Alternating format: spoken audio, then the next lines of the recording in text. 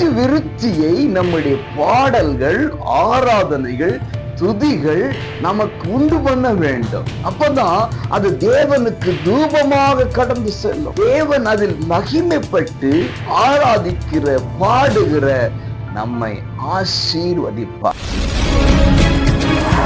அன்புக்குரியவர்களே, இயேசுவின் நாமத்தில் உங்களை வாழ்த்துகிறேன். ஏசப்பா உங்களை ஆசீர்வதிப்பாராக. கொலோசியர் 3:16 உங்கள் இருதயத்திலே கர்த்தரை பக்தியுடன் பாடி. இன்றைக்கு ஆராதனைகள் எங்கும் பிரபலமாக மாறிக்கொண்டிருக்கிறது. பெரிய பெரிய மேடைகள், பலவிதமான லைட் அலங்காரங்கள், இசை கருவிகள், ஆராதனையின் சத்தங்கள், கூச்சல்கள், பாடலின் ஒலிகள் பெருகிக் கொண்டிருக்கிறது. ஆராதனை வீரர்கள் பெருகிக் கொண்டிருக்கிறார்கள்.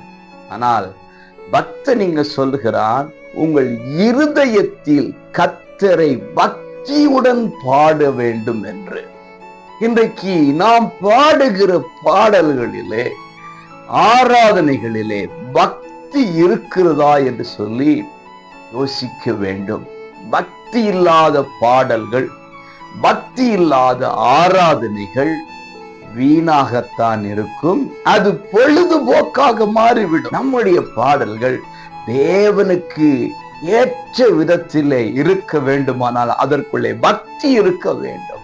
பக்தி விருத்திக்கு ஏதுவான பாடல்கள், ஆராதனைகளை பாடி அவரை மகிமைப்படுத்தும் போது அவர் மகிமைப்படுவார். அளவுக்கு அதிகமாக ஆசீர்வதிப்பார். ஆகவே பாடுவோம், பக்தி விருத்தி அடைவோம். God bless you.